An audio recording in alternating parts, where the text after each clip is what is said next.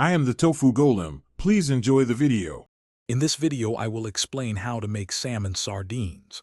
First, gather your fresh salmon, about 1.5 kilograms, along with good quality olive oil and your favorite aromatic spices.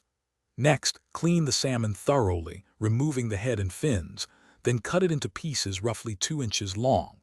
Finally, prepare your wide-mouth glass canning jars, washing them well and inspecting for any imperfections.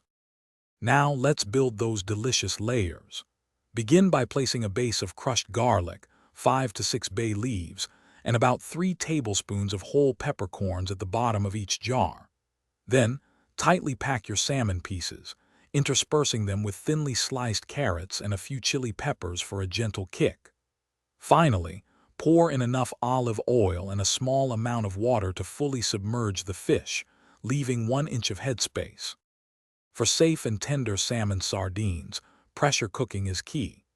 Process your filled jars for 100 minutes at 11 pounds per square inch pressure. If you don't have a pressure cooker, you can simmer the ingredients in a heavy pot over low heat for 2 to 3 hours, adding water as needed.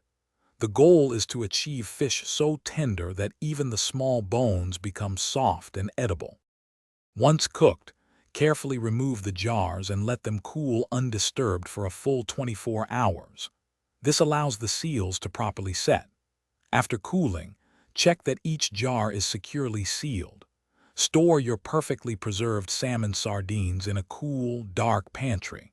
They are wonderful served simply with crackers or crusty bread, or as a flavorful addition to your favorite salads and pasta dishes. Thanks for watching. Consider subscribing if we helped you today.